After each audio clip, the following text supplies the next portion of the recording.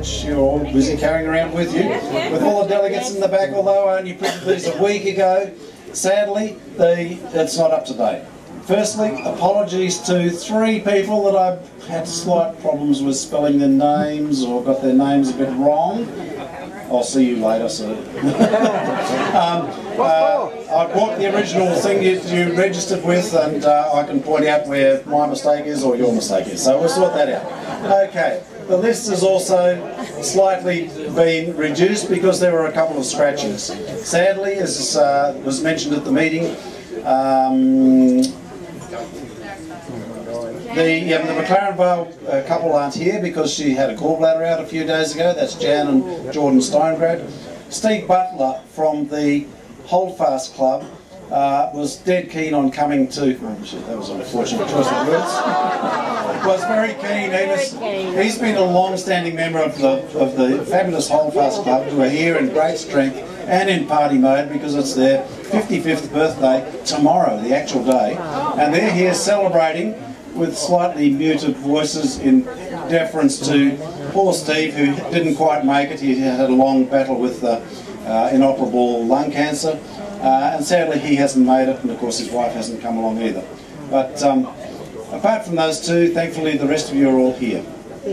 Now, the final formality that I want to just cover with you is the fact that at the meeting, the mention was made of the duck. Now,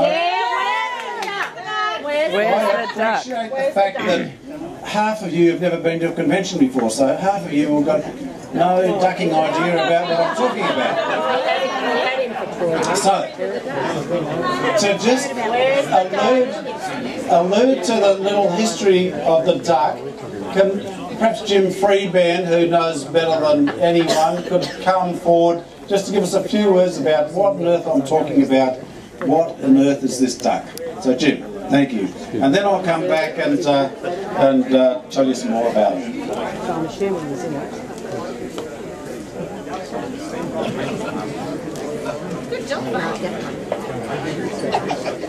Well, thank you so much for the opportunity to talk about the duck. Yes, yes. As you will be aware, there is a history of the duck on the club's website. So when you go home, if you want to know all about the duck in detail, go to the website and look under the duck. Actually works. With all the things we have in our Beef and Berkeley Club that people trouble getting into, you can actually get into the duck, and there's the history of it. Now, very briefly, the president of the Beefsteak and Burgundy Club when we were down in Tasmania in 1999, was it? 99 it started, Jim. Rod Beaumont? Yes.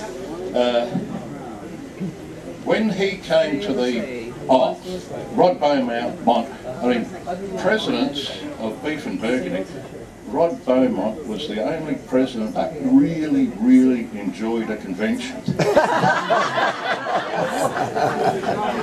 bus and the boat. I'm going to keep this very brief. When he went to the next convention, which was up in Alice Springs, he was presented with a duck. And he said, "What? Was that what happened to her?" Right. Because he remembers at the end of the convention at Launceston beforehand, he was having a post-convention drink, as you would, which is the way he would say it. And I was by myself, so I had all these imported ducks, about 1,000 of them. So I took one along to keep me company, as you would, and had a lovely drink, as you do, and then after I'd finished 3 or 4 drinks, the duck had gone. Ducked off. And I never thought I would see it again. And there it is in Alice Springs. Correct. Now, you know what my feelings are on theft. So, common thieves have no truck with me. Took you years to get over it. Let's just say they borrowed it, and being, perhaps they were like me, of strict Presbyterian upbringing, where to be a thief is frowned upon. Anyway, they brought whoever stole it, and I know who it was, brought it, and it wasn't you girls, you did it later. So let's make it very quick. So what happened, the duck was presented to him and he said, I've got 999 of these little things at home, I don't need another one, I can't sell them.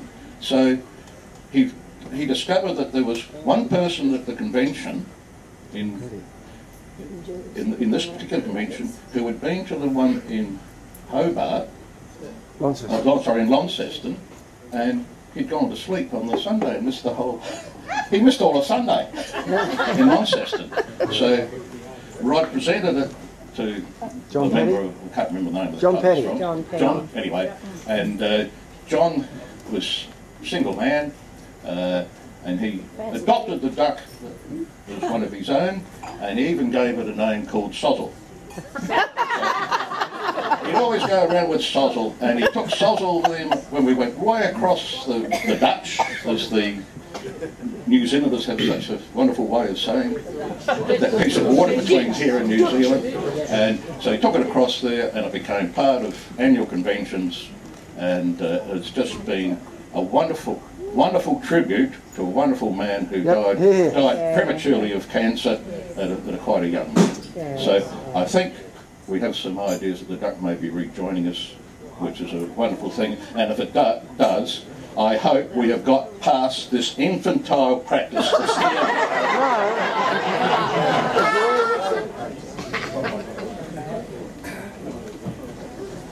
Hello all, I've been around this little beast, and I can pat the little beast now, since '99, since Jim alluded to, all those times, and I've followed it over the years, and it's everywhere it's been. Lots of photos come in at various conventions and things, and we had our turn many years ago, and it's just something that's become part of the conventions of beefsteak and burgundy. And there were some questions here. In fact, when we were in Hobart, everybody said, "Where's the duck? Where's the duck?" Well, nobody had any idea, including me. Nobody had any idea at all. But I thought, well, I'm better start making inquiries and seeing what happens. And eventually, it was just an absolute chance when I brought it. Oh, well, I know where it is. You what? So I conveniently blew my stack and so anyway, I tracked it down. So it's just one of those things, and in tracking it down, I finally got it. I got it there. The beak was broken again. Oh, what? Really, really looking sad, chipped, and just in a really sad state. So I said I can't give it back in this state, and so I took it upon myself to. Yay! The duck's gonna be here in 1 month. Come on, get him out! Come on! Come on, get him out! Duck is back! Yay! Oh, look at him! Wow. He's a new duck, that one. No, he's a new duck. He's a different one.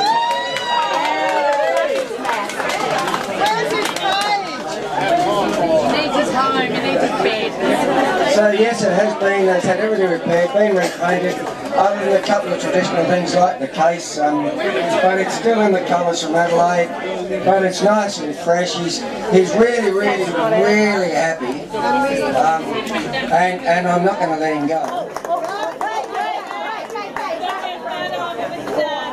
So ladies and gentlemen, we now know that the duck can swim because of Phil. The duck turned up on the cruise convention.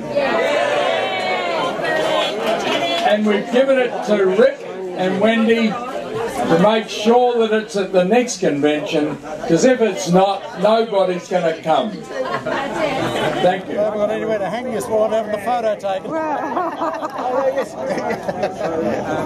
I've got you. Ah, yes.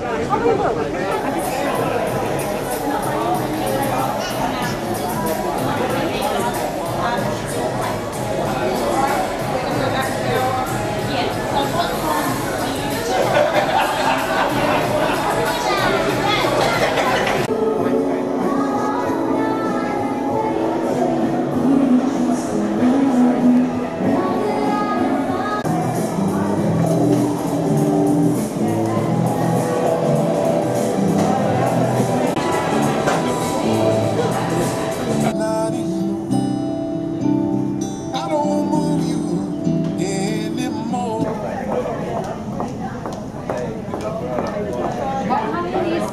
Oh, cheers! Hi, Tim. Cheers, Liz. Liz or Vicky? This is our favourite waitress. She's absolutely marvellous. Putting up with us. She's our girl, this one. This is Lizzie. We've trained her well. Oh, Tim, that was beautiful. What have you got there? Bread? Oh, look what you got, Dorothy. I know. Oh, That one is yellow, yes. Yellow, mellow, yellow. You'll be by an adult. Prior to the commencement of each show, the house lights will be turned off. Ladies and gentlemen, enjoy the show. They said you got $4. Oh, you actually play, typically, I know, so I'm talking about Morgan. Typically play like band. Did you get into him? It hasn't deserved. No, can't stand it. I could not. Well, I didn't get caught. I'm not right about it. You're right. Tim. Hello, Tim. Hello, would you like to break the news? Pour that like one. Yeah! The power! Have you been well? Yeah, really good. Yeah. Has this thing caused you much stress? It has been. No, it's Not really? quite easy. Things in control?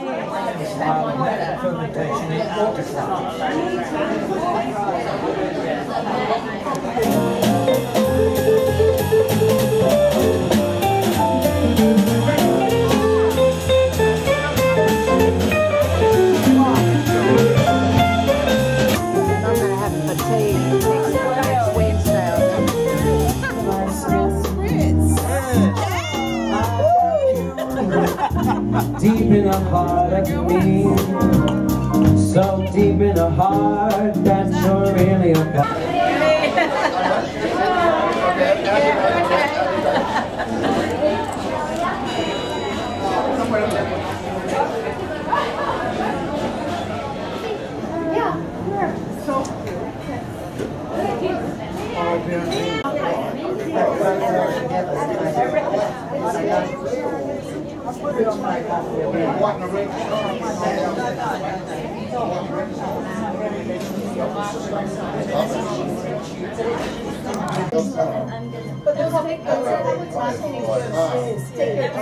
What do you have to do with the line? What's the best one with the line? Oh, I'll have that one. That'll do.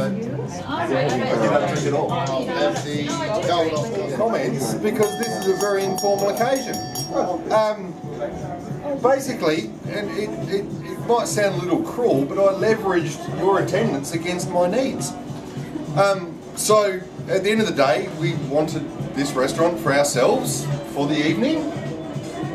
And I thought, what better way to do it than to get the whole restaurant booked for 60 people, and here we all are.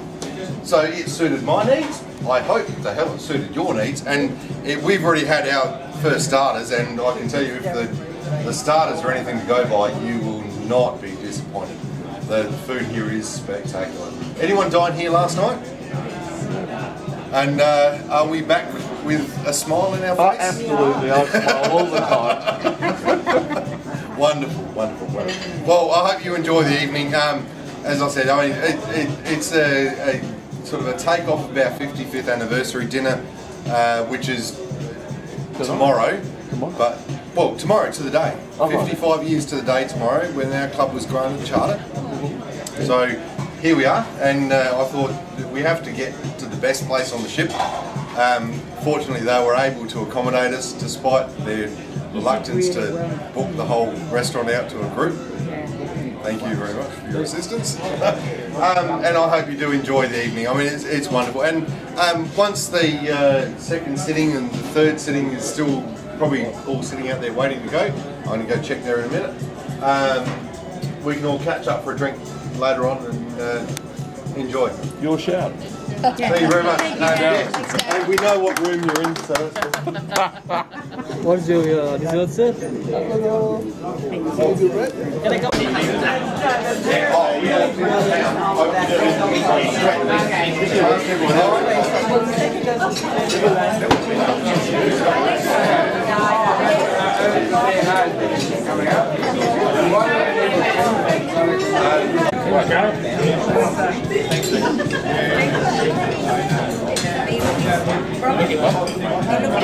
Hey, baby.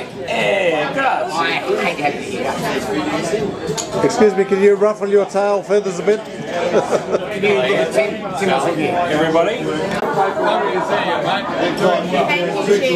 Well done.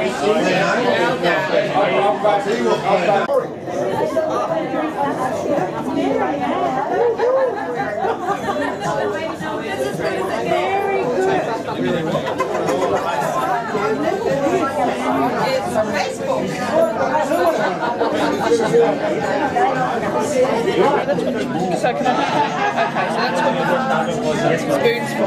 Okay, then I can use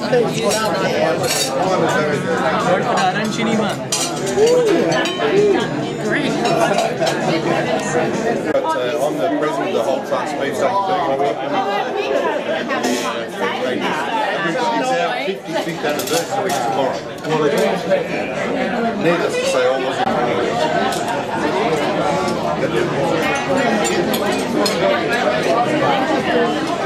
Thank you very much.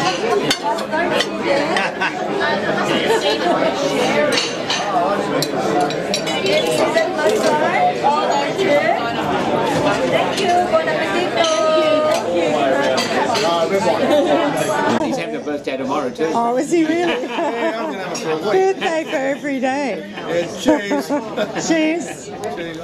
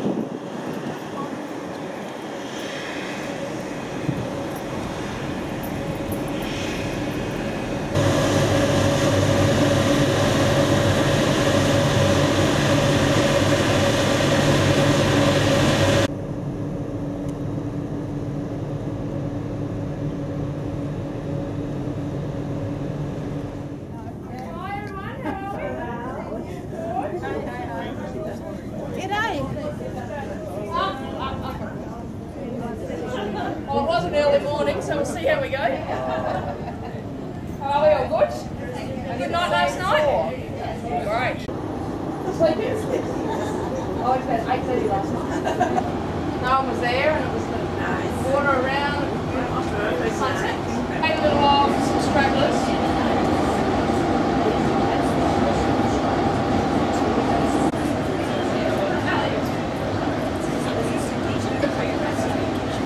Accommodation, everything that you have to spend on that tour, we look after you.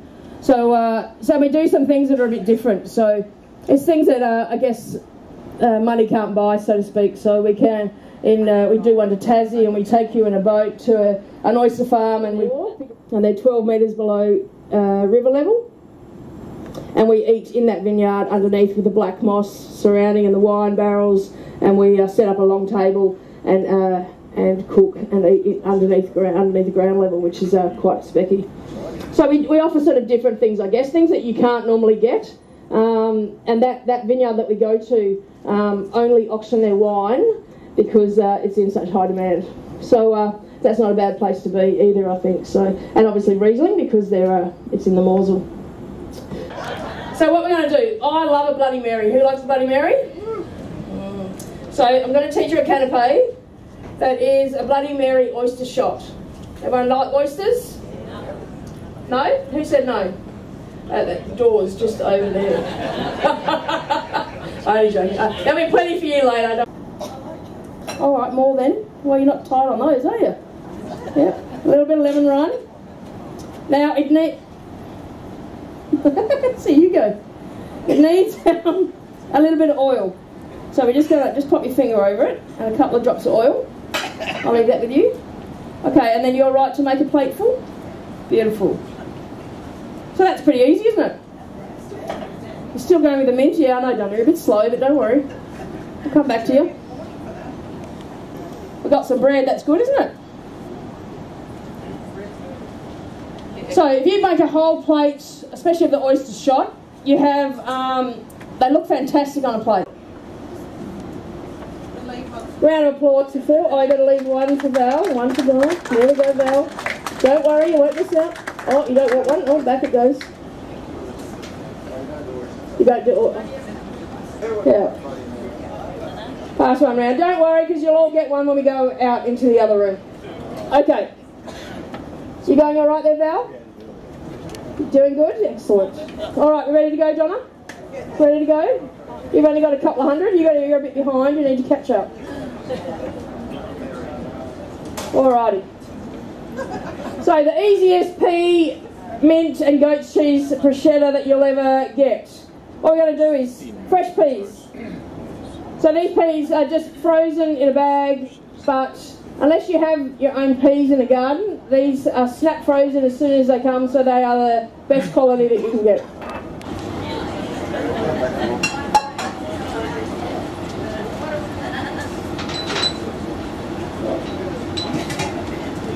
Okay, here we go.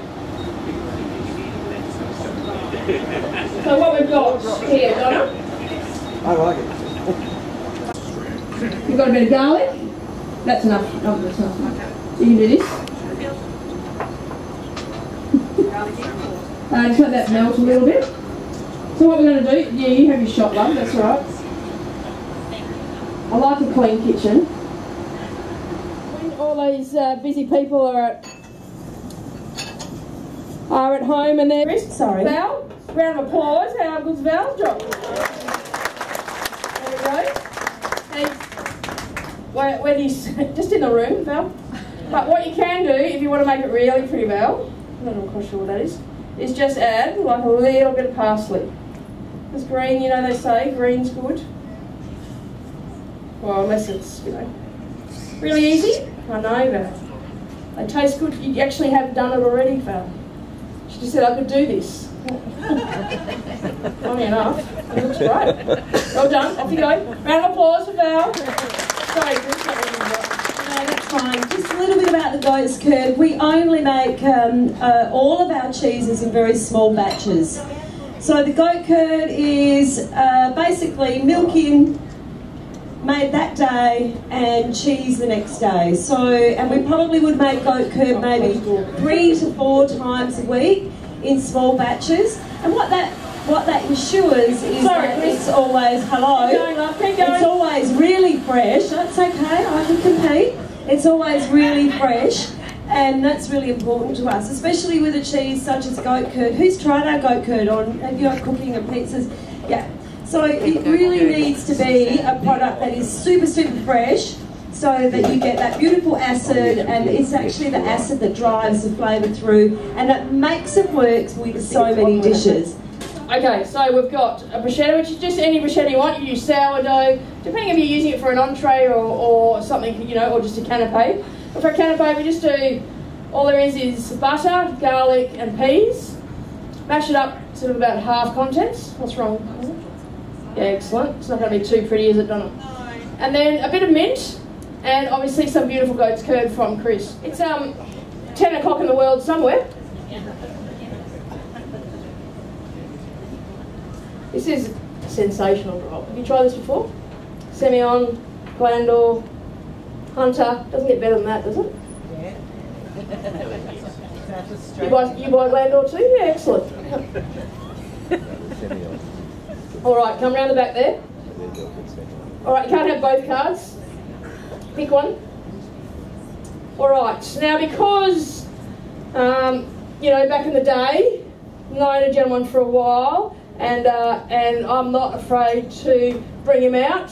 Tim, come and give me a hand. Round of applause for Tim, please. Hasn't he done a great job all the way through the food? Lovely rose between two thorns, and there's some nice wine, thanks, Dwayne. All right, this is mine. Cheers. Happy cruise. Cheers. Cheers. Cheers. Safe war. Good job. All right. Beautiful work, Don. A bit of oil. Lovely. You're still going. Would you like a wine? There's a nice wine behind us there. All right. Okay, what I've done is, right here, I've cured two pieces of salmon. Now we've cured them in tequila. Everyone like a tequila? So let's have a round of applause for John from Coraleo. Up you come, Jonathan.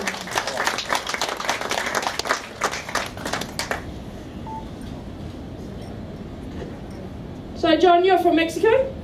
White Mexico? Hello. Yeah. Morning, everybody. John Wood. No, I'm not from Mexico. I'm from San Diego, California, which is pretty much Mexico. It's right on the border. I'll give maybe a quick little minute thing about me. I've been in Australia the last 10, 11 years. Grew up living, basically summers, holidaying in Mexico, that sort of thing. So when I moved here, I realized how much I missed Mexican culture, and specifically tequila. So a few years back, I got involved with importing tequila to Coraleo specifically to Australia.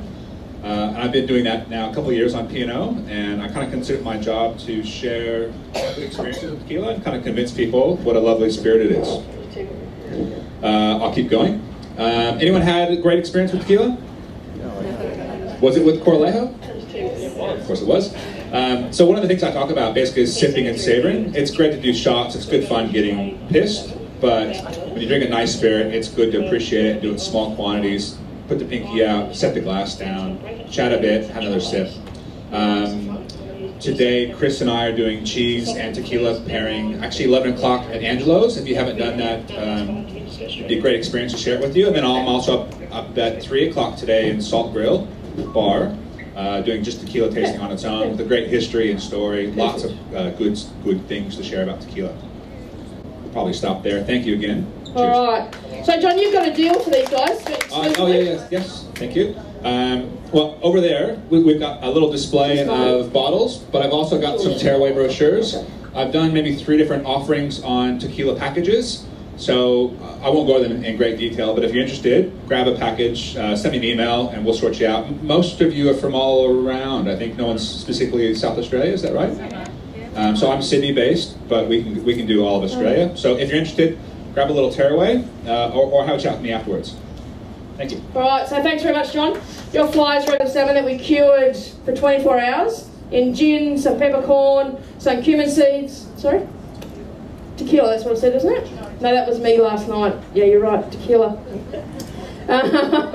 Peppercorn, salt and pepper, some cumin seeds, and sugar and salt, and some tequila and a little bit of water. So what we've done is we've cured it for 24 hours, then we've washed it off really well, and now we're going to give it the quickest cook you've seen. So boys, pick it up, let's go.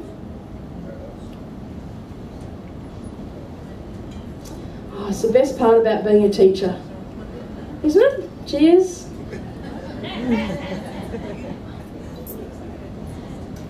Great. All right.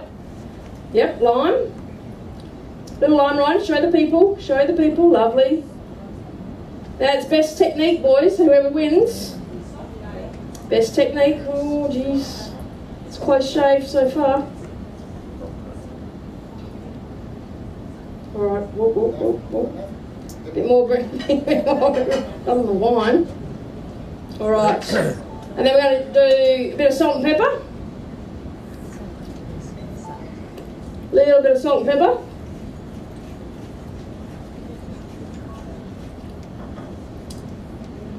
Be gentle, be gentle. Good wrist action. Good wrist. Sure they do. Alright. Keep going. Be nice. Keep going. Oh, yeah. Alright, salt and pepper. And then we want to grab a bit of dill. Put a bit of dill on. No offence.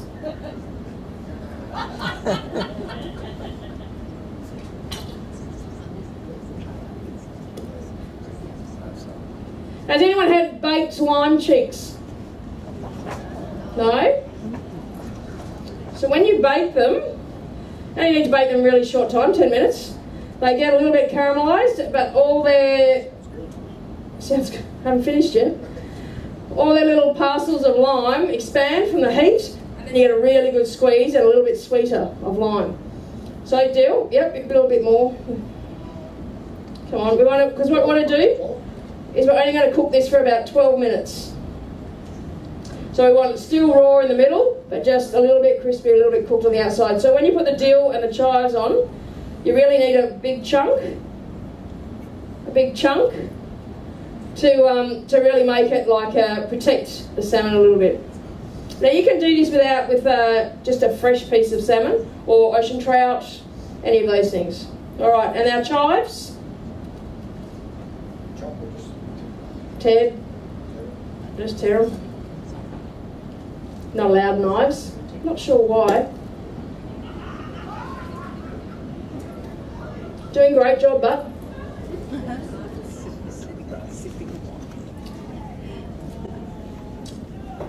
Good. Beautiful. Keep going. Remember, it's got to protect it. You're very particular, Tim. You're very particular. Concentrating. Sorry, I shouldn't talk to you. All right, that looks good. Oh, yes, after you, Tim. Stand back. Oh, yeah, no, just a little bit, just a little bit. Beautiful. Get on. All right, now pick your salmon up. Do not drop it. Just slip it. Go and show the people, and then we're going to vote.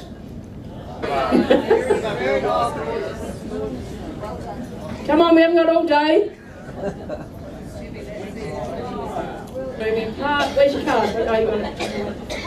So, what do you reckon? So, in a minute, we're going to get one chance to vote. Everybody ready? Any last words? Tim? Hal? Right, any last words? The vote's in. Oh, you've got it in the bag, you reckon? You've got it in the bag. You should know Australian people more better than that. Once you say you've got it in the bag, you got bugger all. You got bugger all. All right. So, a lovely toast, thank you. And just a little thank you for these guys for organising a great conference. It has been exceptional. Remembering that when you vote. All right, so let's have it. Voting in 3, 2, 1. Cards up. Shit. Now someone's just got to count that. I can only get 5. That's why I'm a chef and not a mathematician. Bring on board is from the port that they leave from. So whether it's Coffin Bay oysters, whether it's everything that you eat and drink on board is bought through an Australian supplier. And I think that's an incredible thing for P&O to do. They're the only cruise liner that do it in Australia. And whether it's Italian wine from Angelo's, they buy through an Australian distributor, they don't buy it directly, which they obviously can because they're a global country, and they can bring things in. But more importantly, it takes a lot to organise you guys, and it takes a lot to have a big group on board. Does nothing but make sure that everyone is happy and the food and obviously your beverages and us presenters are looked after.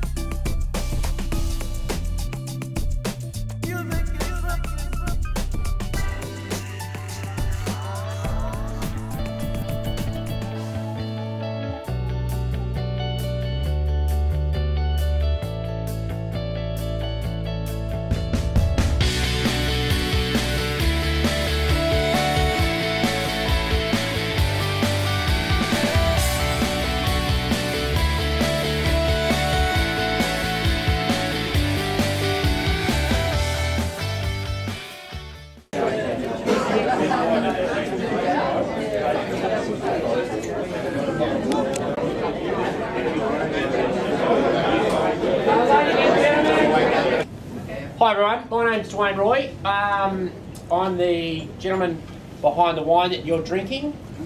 It's nice to see the South Australians are making it very easy to spot because they're straight into the red. I like it. It's like, white wine, I don't even know what that is. The red. That's beautiful. So we've got the 2014 Semillon. Please enjoy it, because after you leave the cruise ship you'll never have it again, because we're completely sold out of it. The cruise ship is the only place left that has this. 2014 Elliott Semillon, great vintage, probably the best vintage since 1965 in the Hunter. It was just an absolutely great year for us up there. And the Elliott Semillon is named after my 13-year-old son. We love the name Semillon so much, that's what we called our child. So Elliott. And who now I'm finding every day sneaking up behind me, because at the age of 13 he's about half a centimetre shorter than his dad. So every morning he has to wake up and make sure he's not taller than me. So the idea, for those of you, and I'm sure most of you have had Hunter Valley Semillon, it's an absolutely fantastic wine, perfect with oysters and something with a bit of spice. It's got that lovely citrus, lemon balm. When it's really young, has cut snow pea character, all those wonderful characters, very fresh. So the great thing about it, and probably the most unique thing about it, and being probably one of the most unique white wines in the world, is the way that it evolves. Cellador tasting with Glandor, so we have our own Cellador here on board, which you've all walked past many a time, being in here. That'll be open later today. I'll be down there, so if you'd like to come by and try some more wines, please feel free. But enjoy the rest of your cruise, and thanks very much for having me today, and enjoy the wines. Thank you.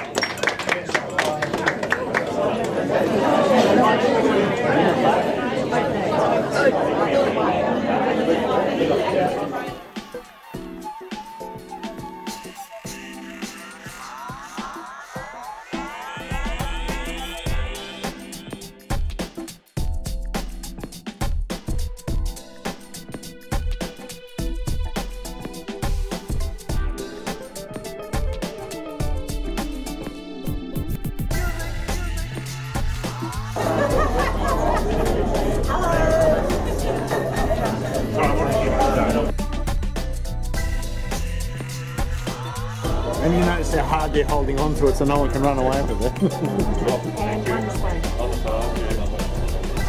We got Photoshop, right? Yeah, we tuck it in.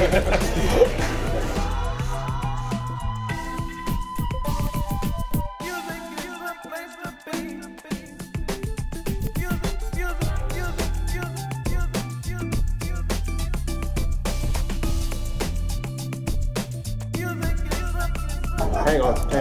I need to play it this time.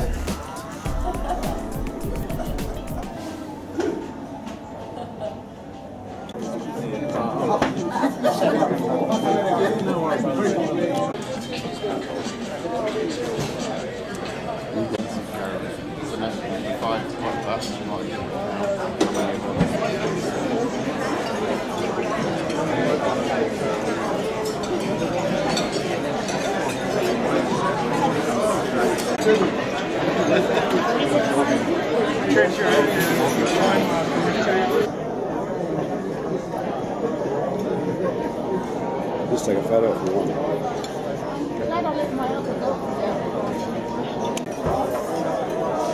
Just water.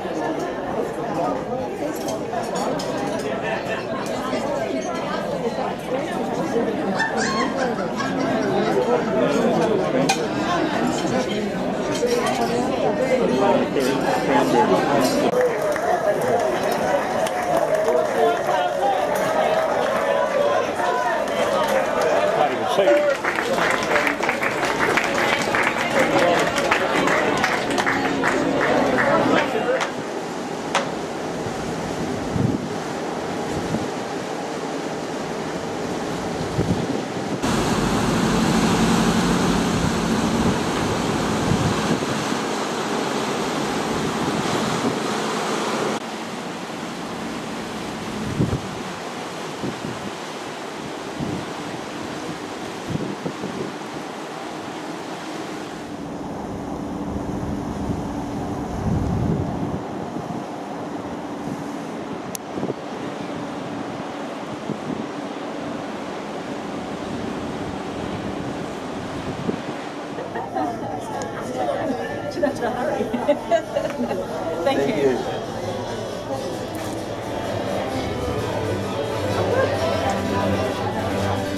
Tim, 2019, you've got it.